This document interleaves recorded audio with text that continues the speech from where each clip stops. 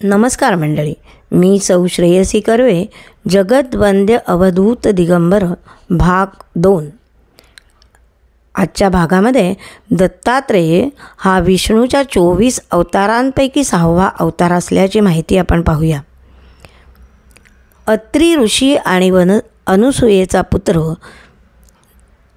निरनिराळ्या निमित्ताने दत्तात्रेयाने योगीराज, अत्रिवरद, दिगंबर, आदिगुरु, विश्वंभर इत्यादी 16 अवतार घेतले. पुराणांप्रमाणेच अवधूतोपनिषद, दत्तात्रेयोपनिषद इत्यादींमधील उल्लेखानुसार दत्त हा मुक्त विहरण करणारा अवधूत दिगंबर योगी विश्वगुरु असा आहे. भक्तांवर कृपा करणारा देवश्रेष्ठ दत्तात्रेय हा एकमुखी चतुर्भुज असा आहे. दत्ताचा वर्ण गौर असून तो एकमुख आणि चतुर्भुज आहे हे आपण बघितलं, पण त्याचा एक हात हा व्याख्यान मुद्रेत असल्याचं आपल्याला दिसलं, तर दुसरा हात गुडघ्यावर असतो. 2 हातात कमळं असतात, नेत्र अर्धोन्मिलित असतात. तर विष्णू धर्मोत्तर पुराणातील दत्त हा तपोमग्न, शांत, जटाभाराने युक्त असा असतो. आजचे त्रिमुखी षडभुज असं दत्तस्वरूप प्राचीन ग्रंथांमध्ये याचा कुठेही उल्लेख दिसत नाही. इसवी सन 1000च्या सुमाराला दत्तात्रेयाला त्रिमुखी स्वरूप देण्यात आलं आणि दत्त हा केवळ विष्णूच्या अंशाने जन्मास आलेला नसून त्याच्या ठायी ब्रह्मा, विष्णू, महेश या तिघांचेही अंश प्रकटले आहेत असं मानलं जाऊ लागलं. अशा या दत्तमूर्तीचे सर्वमान्य प्रचलित असं ध्यान तुकाराम महाराजांनी एका अभंगामध्ये व्यक्त केलं आहे. 3 शिरे 6 हात तया माझे दंडवत, काखे जोळी पुढे श्वान, नित्य जान्हवीचे स्नान, माथा शोभे जटाभर, अंगी विभूती सुंदर, शंख चक्र गदा हाती, पायी खडावा गरजते, तुका म्हणे दिगंबर, तया माझा नमस्कार. दत्तात्रेय समन्वयाचं प्रतीक असलेलं आपल्याला दिसतं. त्यामुळे दत्त संप्रदायामध्ये शैव आणि वैष्णव परंपरांचा समन्वय साधलेला आपल्याला दिसतो. हिंदू मुसलमानांच्या समन्वयाचाही प्रयत्न या संप्रदायाकडून झाल्याचं आपल्याला दिसतं.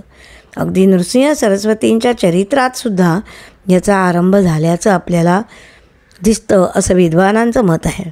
त्यानंतर जनार्दन स्वामी, एकनाथ महाराज यांनीसुद्धा दत्तोपासनेच्या पार्श्वभूमीवर हिंदू मुस्लिम समन्वयाचा प्रयत्न केलेला आपल्याला दिसतो. जनार्दन स्वामी हे यवनांचे सेवक असूनसुद्धा त्यांच्या दत्तभक्तीचा प्रभाव मुसलमानांवर, मुस्लिम राज्यकर्त्यांवर सुद्धा पडलेला आपल्याला दिसतो. जनार्दन स्वामींनी आपल्या गुरुचं समाधी मंदिर देवगिरी किल्ल्यावर बांधलं. दत्त संप्रदायामध्ये ध्यानासाठी दत्ताचं सगुण रूप जरी स्वीकारलं असलं तरीसुद्धा पूजोपचारासाठी मूर्तीऐवजी पादुका प्रशस्त मानलेल्या आहेत. औदुंबर, नरसोबाची वाडी, गाणगापूर या 3ही ठिकाणी दत्तात्रेयाच्या पादुकाच आहेत.